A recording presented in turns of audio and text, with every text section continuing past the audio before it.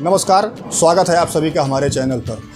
हमारे देश में महिलाओं के लिए जो कानून बनाए गए हैं, तो कानून वो इसलिए बनाए गए हैं कि महिलाओं के अधिकारों की रक्षा की जा सके और कानून में उनको जो ज़्यादा से ज़्यादा हो सके सहायता दी जा सके।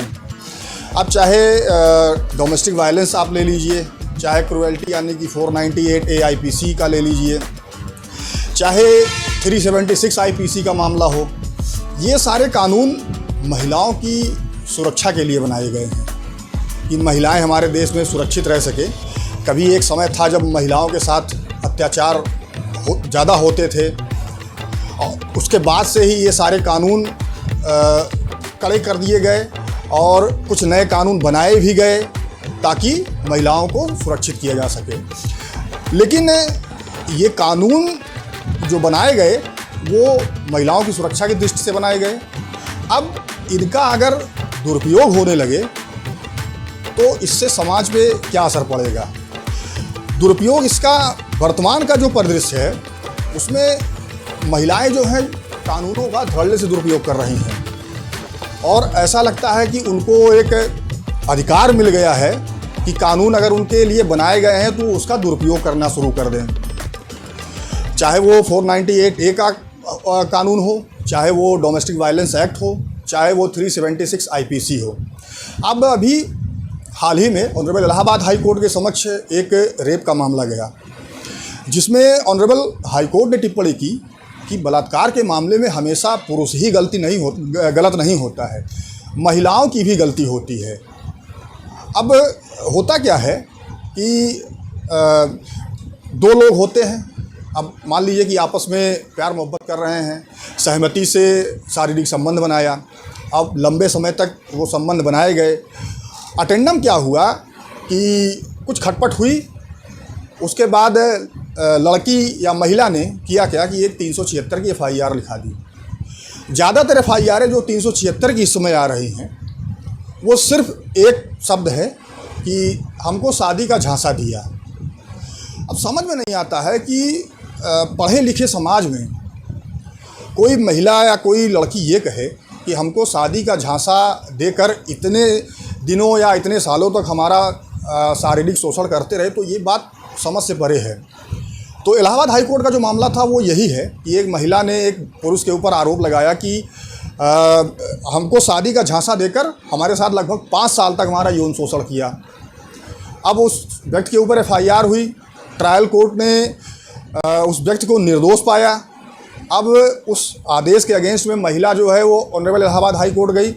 ऑनरेबल इलाहाबाद हाई कोर्ट ने सारी चीज़ों को देखा, तो जो लोअर कोर्ट का आदेश था जिसमें कि उस व्यक्ति को निर्दोष करार दिया गया था, उसको बरी कर दिया गया था 376 के आरोप से, उसको ऑनरेबल इलाहाबाद हाई कोर्ट ने सही पाया, क्योंकि उसमें कई सारी कमियां थी।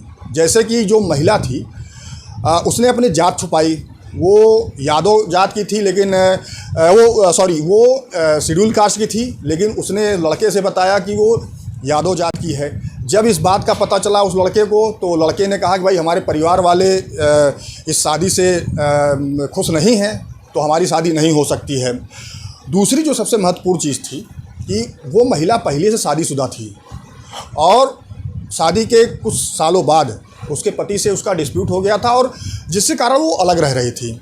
अब इन सारी चीज़ों को उस महिला ने छुपाया और पुरुष था जो जिस व्यक्ति के खिलाफ उसने FIR लिखाई थी, उसके साथ स्वयं की सहमति से लगातार कह लीजिए कि लिव इन रिलेशन में रह रही थी और लगातार 5 साल तक दोनों लोग साथ रहे, दोनों लोगों की सहमति से सेक्सुअल इंटरकोर्स भी हुआ।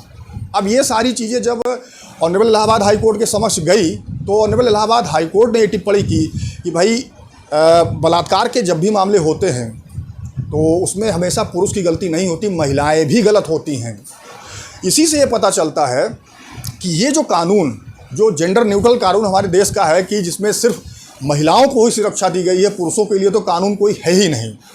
अब महिलाएं उन कानूनों का अगर दुरुपयोग करना शुरू कर दें तो समाज में इसका बहुत ही बुरा असर पड़ेगा। एक समय ऐसा आएगा कि जितने भी पता लगा महिलाएं धड़ाधड़ पुरुषों के ऊपर झूठी FIR लिखाना शुरू कर दें कि इन्होंने हमको शादी का झांसा दिया। ज़्यादातर यही होता है कि 2 साल 4 साल तक साथ रहे, उसके बाद अनबन हुई, फिर एक FIR हुई कि शादी का झांसा दिया और हमारे साथ शारीरिक संबंध बनाए। अब अगर इस तरह की FIRें बढ़ती जाएंगी, अभी जो नया कानून आ रहा है भारतीय न्याय संहिता, उसमें तो स्पेसिफिक एक सेक्शन ही दे दिया गया है इस चीज़ का कि भाई अगर शादी का झांसा दिया, नौकरी के नाम पर इस तरह से अगर झांसा दे के आपने शारीरिक संबंध बनाया तो वो भी अपराध की श्रेणी में आएगा और 10 साल की सज़ा उसमें कर दी है सरकार ने। तो कोई बड़ी बात नहीं कि ये जो नया कानून आ रहा है इसका भी धड़ल्ले से दुरुपयोग हो, लेकिन ये हम सबको सोचना चाहिए कि जो अगर कानून कोई बचाव के लिए बनाया गया है तो उसका दुरुपयोग न किया जाए कि किसी की ज़िंदगी बर्बाद हो जाए। तो फिलहाल ऑनरेबल इलाहाबाद हाई कोर्ट ने बहुत ही अच्छा जजमेंट दिया है और बहुत ही अच्छी बातें कही हैं कि हमेशा पुरुष ही गलत नहीं होता, महिलाएं भी गलत होती है। तो महिलाओं को भी इन सब चीज़ों को ध्यान में रखना चाहिए और तभी कोई FIR इस तरह की लिखवाई जानी चाहिए।